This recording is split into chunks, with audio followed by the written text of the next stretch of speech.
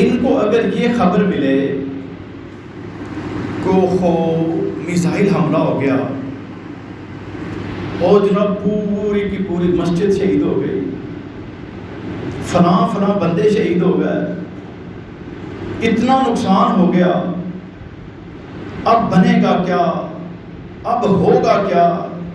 جب انہوں نے جناب ساری ٹیکنالوجی کا استعمال کرتے ہوئے اس کو ہٹ کر دیا تو اب ہم کیسے بچیں گے؟ اگر وہاں پر مار دیا ہے تو یہاں پر بھی آ سکتا ہے، اگر وہ بلڈنگ گر سکتی ہے تو یہ بھی گر سکتی ہے، اگر اس شہر کے اندر ڈرون پہنچ سکتا ہے تو یہاں پر بھی پہنچ سکتا ہے، اگر یہ اسرائیلی اور دیگر دنیا کے کفار یہاں پر معاونت کے لیے آ سکتے ہیں تو باقاعدہ جنگ کے اندر ان کے فوجی بھی استعمال ہو سکتے ہیں، ان کے جنگی طیارے بھی استعمال ہو سکتے ہیں، ان کے میزائل بھی استعمال ہو سکتے ہیں، ان کی جدید ترین ٹیکنالوجی بھی استعمال ہو سکتی ہے، اور اگر وہ سارے کے سارے مل کے آ گئے تو پھر بنے گا کیا؟ اللہ رب العالمین نے اس لیے فرمایا کتب علیکم القتال وہو کرہ لکم، فرض میں نے کیا ہے اس لڑائی کو، اس جنگ کو، لیکن تمہیں یہ اچھا نہیں لگتا۔ وَعَسَىٰ أَن تَكْرَهُوا شَيْئًا، یہ ممکن ہے کہ جس چیز سے تم کراہت کرتے ہو وَهُوَ خَيْرٌ لَكُمْ، وہ تمہارے لیے بہترین ہو۔ وَعَسَىٰ أَن تُحِبُّوا شَيْئًا، اور وہ چیز جس سے تم محبت کرتے ہو وَهُوَ شَرٌّ لَكُمْ، وہ تمہارے لیے انتہائی بری ہو۔ وَاللَّهُ يَعْلَمُ وَأَنْتُمْ لَا تَعْلَمُونَ، اللہ رب العالمین جانتا ہے اور تم نہیں جانتے۔ اس لیے ملت اسلامیہ اس جنگ کو، اس لڑائی کو، اس کی خواہش نہیں کرتے، اس کی جستجو نہیں کرتے، لیکن اگر یہ مسلط کر دی جائے تو پھر ڈر، خوف، خطرات نہیں ہوتے، بلکہ رب کے فیصلوں پہ راضی ہو کے پوری تیاری کے ساتھ اس کو نیکی اور اجر سمجھ کے دین کے غلبے کے لیے، کفر کے خاتمے کے لیے، اپنے ملک کے دفاع کے لیے، اپنی ملت کے دفاع کے لیے وہ آگے بڑھتے چلے جاتے ہیں، اور پھر اللہ رب العالمین ان کی مدد کرتا ہے۔ لیکن ایسے میں کیا ہوتا ہے؟ ان کے اینکر پرسن، ان کے بڑے بڑے میڈیا چینلز، ان کے اخبارات، ان کے رسائل و جرائد، وہ سارے کے سارے وہ کیا کرتے ہیں؟ اللہ رب العالمین نے وہ بھی واضح فرما دیا، فرمایا الذین قال لهم الناس ان الناس قد جمعوا لكم فاخشوهم، وہ لوگوں دیکھتے نہیں ہو کہ وہ بھی آ گئے، وہ بھی آ گئے، فلاں بھی مل گئے، فلاں نے ٹیکنالوجی دے دی، فلاں نے جناب وہ ڈرون دے دیے، فلاں نے میزائل دے دیے، فلاں نے یہ کر دیا اور وہ کر دیا، وہ تو سارے لوگ اکٹھے ہو گئے، سارے کفار اکٹھے ہو گئے، سارے ملک اکٹھے ہو گئے، ان سب نے مل کے تم پر حملہ کر دیا، کیا بنے گا؟ تمہارے لیے اب بس یہی ہے فَخْشَوْهُمْ، وہ چونکہ تمہارے اوپر چڑھ دوڑے ہیں تو تم ان سے ڈر جاؤ۔ اللہ فرماتے ہیں فَزَادَهُمْ إِيمَانًا، جب ایمان والوں کو یہ خبر ملتی ہے نا کہ اچھا ہم تو سمجھتے تھے کہ یہ بتوں کے پجاری ہمارے مقابلے میں ہیں، انہوں نے تو جناب بچھڑے کے پجاریوں کو بھی ساتھ ملا لیا، انہوں نے صلیب کے پجاریوں کو بھی ساتھ ملا لیا، وہ سارے رب کے باغی مشرک کافر جن کے اوپر رب نے لعنتیں بھیجی ہیں، جو گمراہ ہوئے ہیں، مغضوب ہوئے ہیں، وہ سارے اکٹھے ہو گئے۔ یہ تو ہمارے رب کا فضل ہے، ہم نے کہاں کہاں پہ جا کے ان کو ڈھونڈنا تھا، ان کے ملکوں کے ویزے لینے تھے، پاسپورٹ بنوانے تھے، ٹکٹیں لینی تھی، پھر جا کے پہنچنا تھا، ہتھیار کیسے ملنے تھے، جنگ کیسے ہونی تھی، پتہ نہیں ممکن تھا یا نہیں تھا۔ یہ تو اللہ نے کام ہی بڑا آسان کر دیا، سارے باندھ کے ہمارے سامنے پھینک دیے۔ اب اکیلے اکیلے کو ڈھونڈنے کی ضرورت نہیں ہے، سارے پاکستانی گزشتہ 1.5 سال سے پریشان تھے کہ ہم اپنے فلسطینیوں کا بدلہ کیسے لیں، ہماری سرحدیں ان سے نہیں ملتی، ہم جا نہیں سکتے۔ اللہ رب العالمین نے ان کو اٹھا کے یہاں پہ ہمارے ہاتھوں میں پہنچا دیا کہ اب مارو ان کو۔ یہ اللہ کی حکمتیں ہیں۔ اس لیے اللہ فرماتا ہے کہ جو میرے بندے ہیں نا ان کو جتنا ڈرایا جاتا ہے، خبریں چلائی جاتی ہیں، پراپیگنڈا کیا جاتا ہے، عجیب و غریب قسم کے بیانات دیے جاتے ہیں، اور بیانات دینے والے کھلے کافر تو ہیں ہی ہیں، وہ لوگ جن کو ہم مسلمان سمجھتے ہیں اور اپنے بڑے سمجھتے ہیں وہ بھی بکواسات کرتے ہیں۔ ایک کہتا ہے کہ اگر خاص علاقوں پہ کر کے اپنے ملک کو، اپنی عوام کو انڈیا مطمئن کر لیں تو کوئی حرج نہیں۔ یہ اس بے غیرت کے کہنے کے اوپر ہوا، یہ جو درجنوں جگہوں پہ یہ کام ہوئے اور کئی شہروں کے اندر وہ پہنچے، اور دوسرے ان کا جی جو ہو گیا بس کافی ہو گیا، اب اور وہ نہ کرے تو ہم بھی کچھ نہیں کریں گے۔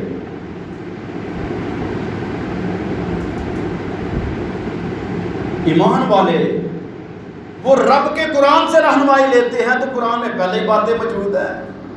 بندہ حیران ہوتا ہے کہ یا اللہ 2025 یہ مئی کا آغاز، لوگوں نے کون کون سے کام کرنے تھے اور کیا کچھ کہنا تھا، یا اللہ تو نے اتنے 100 سال پہلے اپنے قرآن میں یہ سارا واضح کر دیا۔ یہ بڑے بڑے اینکر پرسن، بڑے بڑے فلاسفر نام نہاد، حتیٰ کہ بعض پارٹیاں، تنظیمیں، پورے جناب وہ اپنے سلسلے چلانے والے پیر اور صحافی اور پتہ نہیں کیا کچھ کہلانے والے، وہ کہتے ہیں جی نہیں مقابلہ نہیں ہو سکتا، آپ کے پاس تو ہے ہی کچھ نہیں، آپ تو پہلی مہنگائی کی چکی میں پس رہے تھے، معیشت آپ کی برباد ہو چکی ہے، آپ کیسے لڑیں گے؟ اور لڑائی تو بڑی تباہ کن ہوتی ہے۔ عجیب و غریب باتیں جتنی ہو رہی ہیں، ساری کی ساری باتوں کا حل اللہ احکم الحاکمین نے آل عمران کی 173 نمبر آیت میں دے دیا۔ فرمایا الذین قال لهم الناس ان الناس قد جمعوا لكم فاخشوهم فزادهم ایمانا۔ اور لوگوں ان کی کیفیت کیا ہے جو لڑنے والے ہیں، جو جہاد کرنے والے ہیں، جو محاذوں پہ برسے پیکار ہیں، ان کے ایمان میں اضافہ ہوتا ہے، وہ ڈرتے ڈرتے نہیں ہیں۔ ایک تو اس لیے خوش ہوتے ہیں ویسے پتہ نہیں زندگی نے ساتھ دینا تھا کہ نہیں، کسی بیماری کے شکار نہ ہو جائیں، بخار 2-3 دن بندے کو ہو جائے نا تو کھڑا ہونے سے آوازار ہو جاتا ہے، دیکھنے میں ٹھیک ٹھاک ہوتا ہے، لیکن جس کے ساتھ بند نہیں ہوتی اس کو پتا ہوتا ہے کہ یار میں تو بالکل اینڈ ہو گیا ہوں۔ اسی طریقے سے کوئی ایکسیڈنٹ ہو سکتا ہے، حادثہ ہو سکتا ہے، ہارٹ اٹیک ہو سکتا ہے، یہ جو جتنی بھی موت کی قسمیں ہیں ان کا کوئی پتہ نہیں، لیکن جب جنگ لگتی ہے تو شہادت کے چانسز بہت زیادہ بڑھ جاتے ہیں۔ یہ اللہ کا شکر ادا کرتے ہیں کہ یا اللہ یہ وہ عظیم خواہش جو تیرے نبی علیہ السلام نے کی تھی کہ میرا دل یہ کرتا ہے میں کفار پہ حملہ کروں، ان کو واصل جہنم کروں، وہ کفار میرے اوپر حملہ کریں، بالآخر مجھے شہید کر دیں، جب ایک دفعہ میں شہید کر دیا جاؤں تو یا اللہ دوبارہ میرا دل یہ کرتا ہے تو پھر ایک اور مجھے زندگی عطا کر دے۔ سوال پیدا ہوتا ہے کہ دوبارہ زندگی میں پھر اللہ کے نبی نے یہ خواہش کی ہوگی کہ پہلے مجھے سب سے آخر میں بھیجا، اب سب سے پہلے نبی بنا کے بھیج؟ نہیں، نبی رحمت علیہ السلام نے خواہش کیا فرمائی؟ ثم احیا ثم اقتل ثم احیا ثم اقتل ثم احیا ثم اقتل۔ میرے رب تو بار بار مجھے زندگی عطا کرتا رہے، میں کفار کے خلاف جہاد کرتے ہوئے، ان کو واصل جہنم کرتے ہوئے، ان کو تحقیق کرتے ہوئے، ان پر حملے کرتے ہوئے، ان کو قتل کرتے ہوئے آگے بڑھتا چلا جاؤں، وہ کفار پھر آگے بڑھ کے میرے اوپر حملے کریں۔ اس دو بدو جنگ کے اندر، اس لڑائی میں، اس مار کا حق و باطل میں، اس جنگ کے اندر وہ کفار مجھے جب شہید کر دیں تو دوبارہ زندگی عطا کرے، میں پھر جہاد کروں، پھر جنگ کروں، پھر لڑائی لڑوں، ان کفار پہ حملہ آور ہو جاؤں، جب پھر شہید کر دیا جاؤں تو پھر تو زندگی عطا کر دے، یہی نظام چلتا رہے۔ یہ شہادتوں کے چانس بڑھ جاتے ہیں جنگ میں۔ اور اتنا بڑا یہ مقام ہے کہ نبوت اور رسالت کے بعد سب سے اعلیٰ مقام شہادت کا ہے. یہ شہادت مل جاتی ہے. ابھی آپ نے دیکھا نا معصوم بچوں کو شہادتیں ملی ہیں. اگر وہ بچے زندہ رہتے نہ جانے انہوں نے کیا کرنا تھا جوانی میں. خوش نصیب ہیں ان کے والدین کہ جن کے یہ ننھے پھول ان کفار کے ہتھیاروں سے ان کے حملوں سے یہ شہید ہوئے اور ان کے جنت کے اندر جانے کا سبب بن گیا ہے. وہ خواتین جو شہید ہوئیں، وہ بوڑھے اور بزرگ جو شہید ہوئے، وہ تو خوش نصیب ہیں. لیکن کفار کو اس چیز کا شعور نہیں ہے. کفار اس کو نہیں جانتے کہ اس میں لذت کیا ہے، اس میں سرور کیا ہے، اس میں سکون کیا ہے، اور یہ کتنا بلند مرتبہ ہے. اللہ رب العالمین فقط خاص افراد کو جن کو وہ چن لیتا ہے ان کو یہ مرتبہ عطا کرتا ہے. ہر بندے کے نصیب میں یہ نہیں ہوتا. تو ان لوگوں کا ایمان بڑھتا ہے.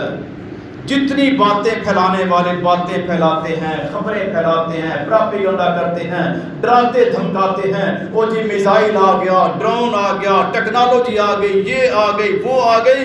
لیکن یہ کیا کہتے ہو؟ دیکھو وہ کہتے تھے جی ہمارے ڈرون ایسے کمال کے ہیں، ایسی ہم چپیں لگاتے ہیں، اگر ہم جہاں پر اس ممبر کے اوپر اٹیک کرنا چاہیں تو ڈرون اندر آ کے یہاں سے آ کے شوٹ کر سکتا ہے، ساتھ فوٹیج بھی پیچھے سپلائی کرے گا کہ اس انداز سے یہ انٹر ہوا ہے، اس انداز سے اٹیک کیا ہے، اس انداز سے ہٹ کیا ہے، اس انداز سے واپس آیا ہے. وہ سارے کا سارا سسٹم اپنے اسٹوڈیوز میں بیٹھ کے دیکھتے ہوں گے.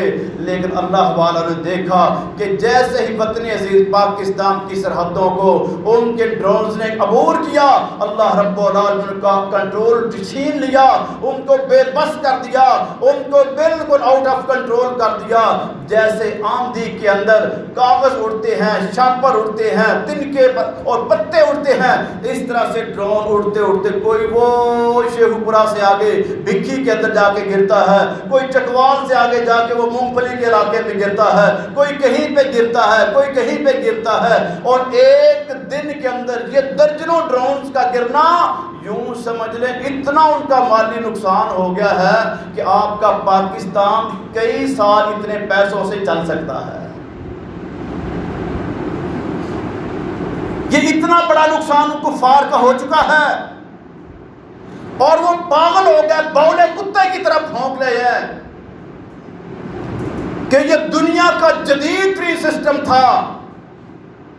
یہ پاکستان کی سرحد کے اندر جاتے ہوئے کیسے پاگل ہو گیا؟ نہ اس کا کنٹرول رہا، نہ اس کی ڈائریکشن کا پتہ چلا، نہ اس کے ٹارگٹ کا پتہ چلا، نہ اس کی بلاسٹنگ ہو، اس کی بنا کیا. کئی وہ تھے جن کے ساتھ کلووں کے حساب سے بارود باندھا گیا تھا، وہ بارود بھی پاکستان کو مل گیا، وہ ٹیکنالوجی بھی پاکستان کو مل گئی. اور آپ کے گجرانوالہ کو ہٹ کرنے کے لیے، آپ کے کینٹ کو اور آپ کے قریبی علاقوں کو مارنے کے لیے انہوں نے جو پرتھوی میزائل فائر کیا ہے، وہ ساری ٹیکنالوجی اللہ تعالیٰ نے مفت میں پاکستان کو دے دی ہے. وہ پورا آپریشن کر کے اب اس کو جام کرنے کے لیے، اس کے وہ ٹھکانوں کو ہٹ کرنے کے لیے، ان کے لانچنگ پیڈز کو کنٹرول کرنے کے لیے، وہ جتنی باریک بین قسم کی ٹیکنالوجی تھی جس کے اوپر شاید کئی سال کئی کمانڈوز ہمارے جا کے جانیں قربان کر کے پھر بھی یہ ٹیکنالوجی حاصل کرنا بہت شاید مشکل ہوتا، اللہ تعالیٰ نے وہ فری میں پہنچا دی ہے. تو یہ اللہ کے کارنامے ہیں، اللہ کے معجزے ہیں، اللہ کا فضل ہے. وہ شر میں سے خیر برآمد کر دیتا ہے. لوگوں نے تو اپنی آنکھوں سے دیکھنا ہوتا ہے نا. وہ جی دیکھو جی ابراہیم کو پکڑنے جا رہے ہیں، وہ پکڑ لیا جی، وہ جی جکڑ لیا ہے جی، باندھ لیا ہے، وہ دیکھو آگ کے اندر پھینک دیا. ڈر، خوف، خطرہ، پراپیگنڈا، خبریں. لیکن اللہ کے فیصلے کیا ہیں؟ اللہ نے سارا کچھ ان کو دکھانا تھا، ان کے ہاتھوں سے کروانا تھا اور اپنے ابراہیم کو منوانا تھا. اللہ نے منوا کے دکھا دیا. ویسے کئی سو سال تک وہ نہ مانتے. جو اللہ نے چند لمحات کے اندر منوا لیا۔ سیدنا موسیٰ علیہ السلام سامنے پانی، خطرناک قسم کی موجیں کہ بس تھوڑا سا اس کے اندر داخل ہوں گے وہ بہا کے لے جائیں گی، اور پیچھے فرعون کی جابر ظالم فاسق و فاجر فوجیں، نہ آگے جا سکتے ہیں نہ پیچھے مڑ سکتے ہیں، سوائے موت کے راستے کوئی نہیں۔ خطرناک ترین حالت، لیکن اللہ اپنے فیصلوں کا مالک ہے۔ اللہ نے ان کو دکھانا تھا کہ رب میں ہوں، فیصلے میرے چلتے ہیں، نظام میرا چلتا ہے، دنیا میری ہے، اور یہ وطن عزیز جو بنا ہی اللہ کے نام پہ ہے۔ اللہ کے نام کے علاوہ دوسرا کوئی مقصد نہیں تھا، نہ کوئی پارٹی مقصد تھی، نہ کوئی فرقہ مقصد تھا، نہ صوبائیت تھی، نہ رسالیت تھی، کچھ نہیں تھا، فقط ایک تھا، پاکستان کا مطلب کیا؟ لا الہ الا اللہ۔ اس لا الہ الا اللہ کے اوپر حملہ آوروں نے دیکھا، اور ان کے سائنسدان پوری دنیا میں جہاں جہاں پر بیٹھے ہیں وہ سر پکڑ کے بیٹھ گئے ہیں کہ یہ ماجرا کیا ہے۔ انشاءاللہ ان میں سے بہت سے لوگ اسلام قبول کر لیں گے، کیونکہ جو ریسرچر ہوتے ہیں نا، عمومی طور پہ ان کا مائنڈ بیسٹ ہوتا ہے، اچھا ہوتا ہے، کہ انہوں نے تو سوچا بھی نہیں تھا کہ ایسا ہو سکتا ہے کہ درجنوں ڈرونز اور جدید ترین جو اس وقت پوری دنیا میں سب سے جدید ٹیکنالوجی ہے وہ کوئی نقصان ہی نہ کر سکیں۔ عام لوگ حیران ہوتے ہیں کہ یار تم کہتے تھے پاکستان کے پاس ایئر ڈیفنس سسٹم بہت ہے، تو کہاں پہ بارڈر اور کہاں وہ اگلے شہر اور کراچی تک جناب اور سندھ کے اندر تک یہ ڈرون چلے گئے، تو روکے کیوں نہیں ہیں؟ محترم بھائیوں، جو اس کا باقاعدہ طور پہ طریقہ کار ہے، ایک ڈرون کو ہٹ کرنے کے لیے کروڑوں روپے خرچ ہوتے ہیں، اور ڈرون جو ہیں یہ $500 سے لے کے تو $10,000 تک، بعض ایسے ہیں جو لاکھ ڈالر تک بھی ہیں۔ اہل پاکستان نے کیا کیا؟ ان کو جانے دیا کہ یہ ہزارہا فٹوں کے اوپر جا رہے ہیں، اوپر بلندی پہ جانے دو، جیسے جیسے ان کا ایندھن کنٹرول ہوگا، کم ہوگا، اس کی لیمٹ ختم ہوتی جائے گی، 48 گھنٹے سے زیادہ یہ پرواز کر نہیں سکتے، بالآخر ان کو نیچے آنا پڑے گا۔ جب بالکل نیچے آئیں گے تو G3 کے ساتھ سکون کے ساتھ فوجیوں نے جگہ جگہ جناب، یہ جب سنتے ہیں جی والٹن میں فائرنگ ہو گئی، لاہور میں فائرنگ ہو گئی، یہ DC کالونی میں فائرنگ ہو گئی، اروپ میں فائرنگ ہو گئی، یہ فلاں جگہ پہ فائرنگ ہو گئی، وہ فائرنگ ہمارے جوان کر کے ان ڈرونز کو گراتے ہیں۔ یوں سمجھ لیں کہ $50 کی یا $100 کی گولی سے ان کا وہ کئی $1000 وہ برباد ہو جاتا ہے۔ کفار کے دماغ نہیں اس کو تسلیم کر رہے کہ عام گن سے ڈرون کیسے گرایا جا سکتا ہے۔ ان کو کیا پتا یہ اس نبی کی امت ہیں جنہوں نے کفار کی ساری تیاری کے باوجود، ان کے ہاتھوں میں تلواریں بھی ہیں، تیر بھی ہے، کمان بھی ہے، برچھے بھالے بھی ہیں، ڈھالے بھی ہیں، سب کچھ ہے، لیکن پیارے پیغمبر علیہ السلام نے تلواروں کے مقابلے میں تلوار نہیں چلائی، نیزوں کے مقابلے میں نیزہ نہیں اچھالا، کسی تیر کے مقابلے میں تیر نہیں چلایا، بلکہ ایک مٹی کی مٹھی پکڑی اور اللہ پہ توکل کرتے ہوئے بسم اللہ شاخت الوجوہ، یا اللہ میں تیرے نام سے یہ مٹی پھینک تو ان کافروں کو اندھا کر دے۔ رب نے اندھا کر کے دکھا دیا۔ اسی نبی کی یہ امت ہے صلی اللہ علیہ وسلم۔ یہ امت عظیم امت ہے، اس پہ شک نہیں ہے کہ اس میں خامیاں ہیں، کوتاہیاں ہیں، گمراہیاں ہیں، گناہ ہیں۔ ہم ان کی اصلاح کی بھی توجہ کرواتے رہتے ہیں اور کروانی چاہیے، یہ فرض ہے، لیکن بحیثیت مجموعی جب ہم دیکھتے ہیں تو ہمیں وہ منظر بھی نظر آتا ہے کہ جب ایک کو عین مقتل کے اندر شراب پیتے ہوئے پکڑا گیا، باندھ دیا گیا کہ تیری وجہ سے، اس شراب نوشی کی وجہ سے سب پر نحوست آئے گی، مصیبت آئے گی، اللہ کی رحمت برکت اٹھ جائے گی، عذاب آ جائیں گے، شکست ہو جائے گی، لہذا اس کو باندھ دیا جائے۔ وہ بندہ ہوا، وہ بندہ کس چکر میں؟ شراب کے جرم میں۔ لیکن جب دیکھتا ہے کہ اوہو میرا فلاں بھائی بھی کٹ رہا ہے، شہید ہو رہا ہے، کفار کو یہ جرت کہ میں زندہ اور پھر وہ آگے بڑھ کے حملہ کر رہے ہیں، اب دل ہی دل میں اپنے آپ کو ملامت کرنے لگے، کاش میں نے یہ جرم نہ کیا ہوتا، اپنی جان پہ ظلم نہ کیا ہوتا، وہ شراب جو رب نے حرام کی ہے اس کو ہاتھ نہ لگایا ہوتا، جس سے نبی نے منع کیا ہے وہ کام نہ کیا ہوتا، مجھے یہاں پر جکڑا نہ جاتا۔ پھر شعر کہتا ہے، روتا ہے، کاش میری کوئی آواز سن لے، آج میری زنجیروں کو کھول دے، میں اللہ کا واسطہ دیتا ہوں، اللہ کی قسم کھا کے گارنٹی دیتا ہوں، میں جاؤں گا، جا کے لڑوں گا، اگر تو کٹ گیا، شہید ہو گیا تو رب کے سامنے پیش ہو جاؤں گا، اگر بچ گیا تو خود آ کے ان زنجیروں میں اپنے آپ کو جکڑ لوں گا، نہ میں بھاگوں گا نہ کہیں پہ جاؤں گا، میں واپس آ جاؤں گا اس جگہ پہ۔ ہے کوئی سننے والا؟ کمانڈر ان چیف کی زوجہ محترمہ کے کانوں میں جب یہ آواز کی، انہوں نے جا کے اس کی زنجیریں کھول دی، مارکے کے اندر شامل ہوئے، ایسی کمال کی لڑائی کی۔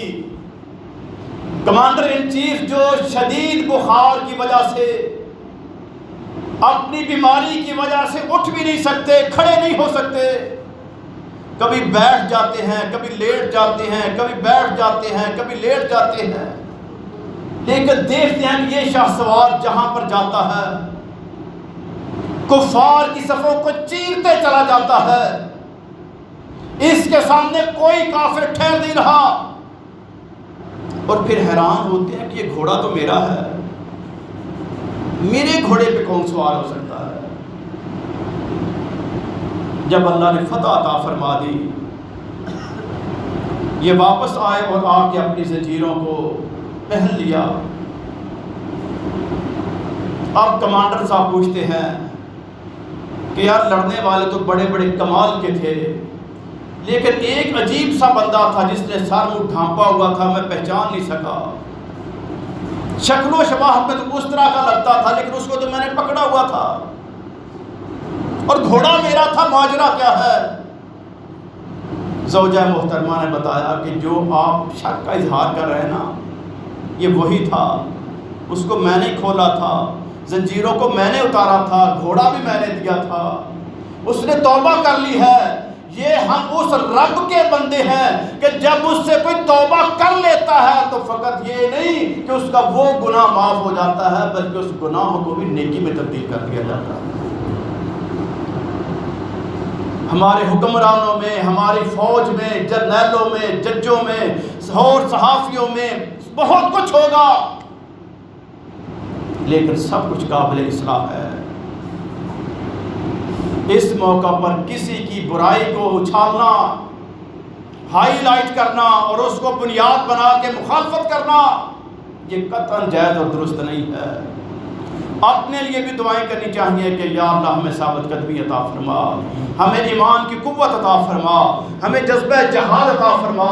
یا اللہ یہ جو جنگ کفار نے مسلط کی ہے اسی کو غزوہ ہند کے اندر تبدیل فرما۔ یا اللہ تیرے نبی علیہ الصلوۃ والسلام کی بشارتیں ہیں، اور نبی علیہ الصلوۃ والسلام کی بشارتیں تیرے حکم کے مطابق ہیں، اور ہم بھی وہی کہتے ہیں جب لوگوں کو ڈرایا گیا تھا، صحابہ کرام کو ڈرایا گیا تھا، ان کے ایمان کے اندر بھی تو نے اضافہ کیا تھا، آج ہمیں ڈرانے والے بھی ڈراتے ہیں، کہیں پہ امریکہ ڈراتا ہے، کہیں پہ برطانیہ ڈراتا ہے، کہیں پہ سلامتی کونسل ڈراتی ہے, کہیں پہ یونائٹڈ نیشن ڈراتا ہے. یہ سارے عالمی گماشتے ڈرا رہے ہیں کہ پاکستان تنہا ہو جائے گا, اکیلا رہ جائے گا, اس کی مدد کوئی نہیں کرے گا, یہ کنگال ہو جائے گا, معیشت برباد ہو جائے گی. لیکن ہم کہتے ہیں ہمارے عظیم صحابہ کرام کے جو الفاظ تھے کہ ہمیں تم ڈرانا چاہتے ہو, انہوں نے بھی ڈرایا تھا. الذین قال لهم الناس ان الناس قد جمعوا لكم فاخشوهم فزادهم ایمانا. پھر کرنے والا کام اللہ نے بیان فرما دیا, وقالوا حسبنا اللہ ونعم الوکیل. کرنے والا کام یہ ہے, کہنے والے الفاظ یہ ہیں کہ ہم نے کہنا ہمیں ہمارا رب ہی کافی ہے. حسبنا اللہ, ہمیں نہیں ضرورت کسی امریکہ کی, ہمیں نہیں ضرورت کسی یونائٹڈ نیشن کی. ہم جانتے ہیں وہ سارے کفار کے ادارے کفار کی مدد کے لیے ہیں. کشمیر 72 سال سے رو رہا ہے, چیخ رہا ہے, چلا رہا ہے. کسی کافر ملک کو یا کسی کافر ادارے کو, یونائٹڈ نیشن کو, سلامتی کونسل کو کبھی حیا نہیں آئی کہ ان کی آواز اور فریاد کو سنیں. فلسطینی رو رو کے مر رہے ہیں, کسی کو کوئی سمجھ نہیں آئی, کسی نے کچھ نہیں کیا. ہمیشہ ان کے اوپر نقصان کیا, ظلم کیا, زیادتی کی, ہر مسلمان پہ جبر کیا.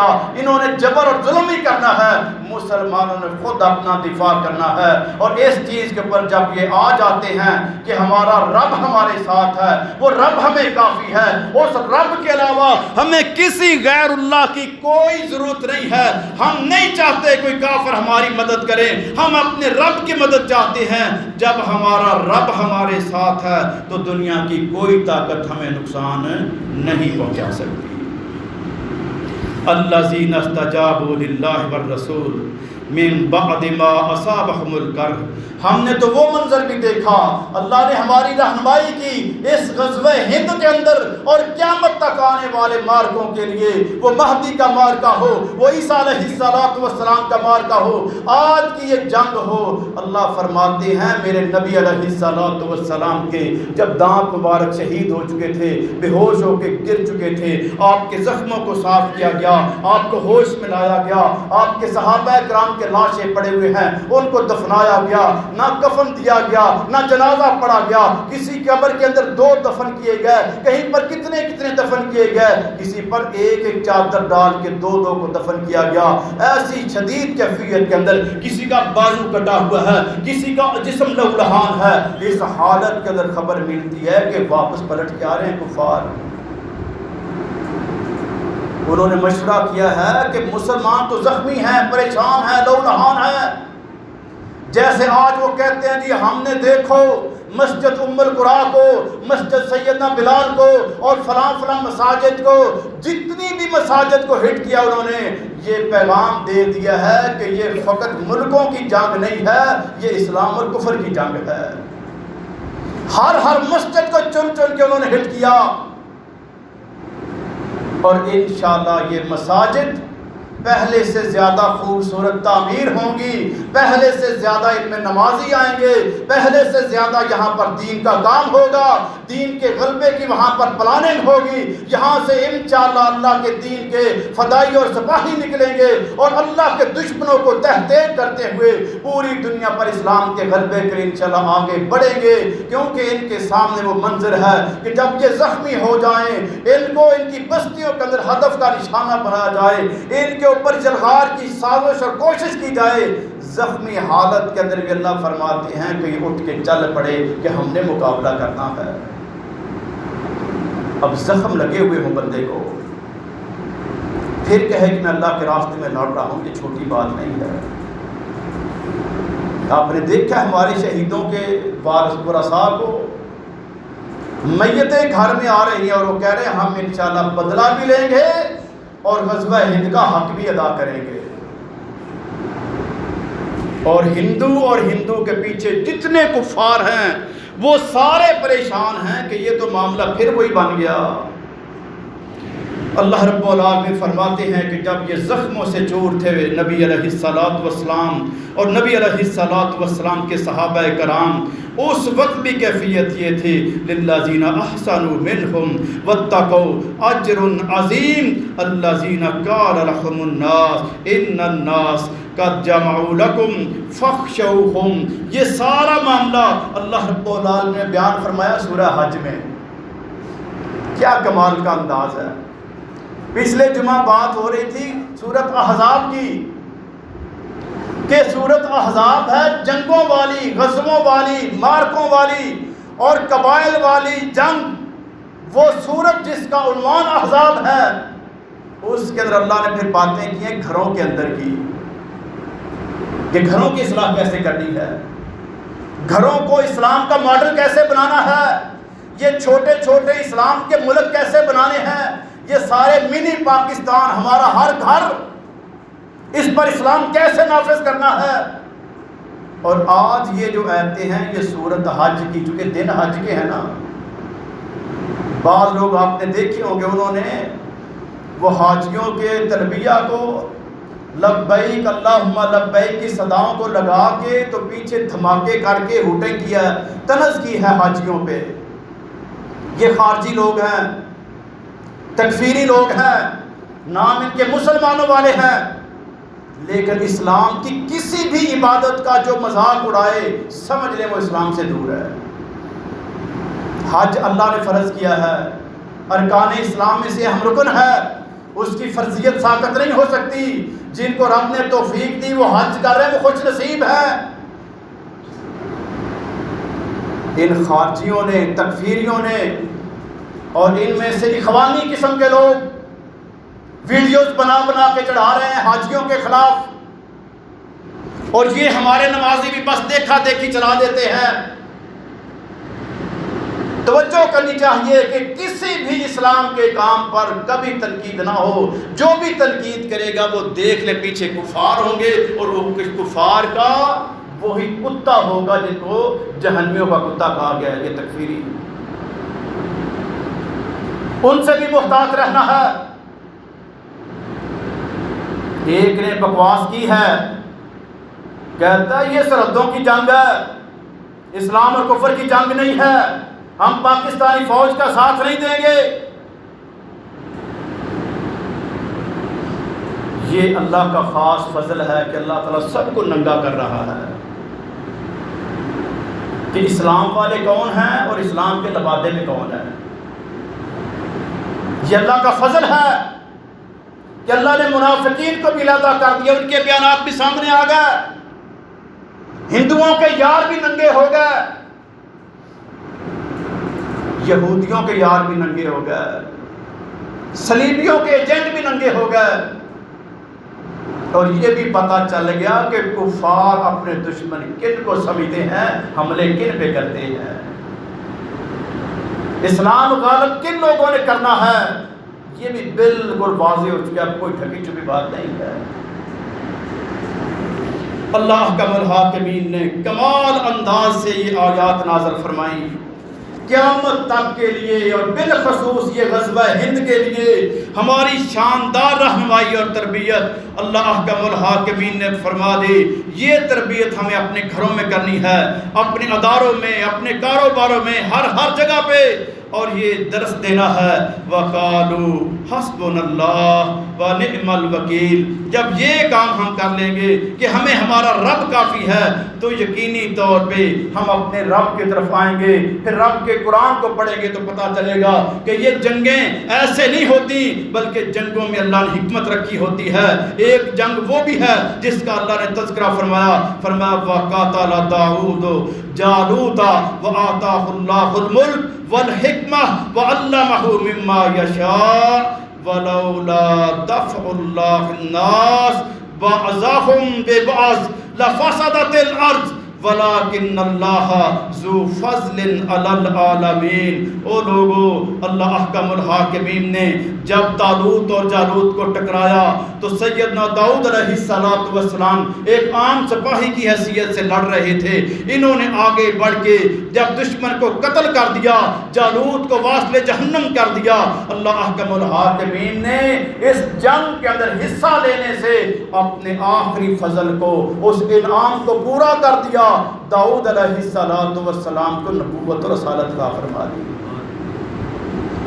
لڑائی پہلے لڑی، نبوت بعد میں ملی. اور پھر نبوت کیسی؟ کمال کی کہ جانور کوئی بات کرتے تو وہ بھی سن لیتے، سمجھ جاتے، تلاوت کرتے تو اڑتے ہوئے پرندے رک جاتے۔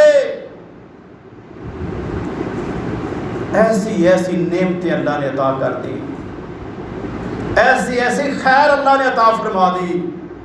حالانکہ جنگ تو ایک شر تھا نا، جس طرح ہمیں سمجھایا جاتا ہے کہ جنگ تو تباہی ہے، ہلاکت ہے۔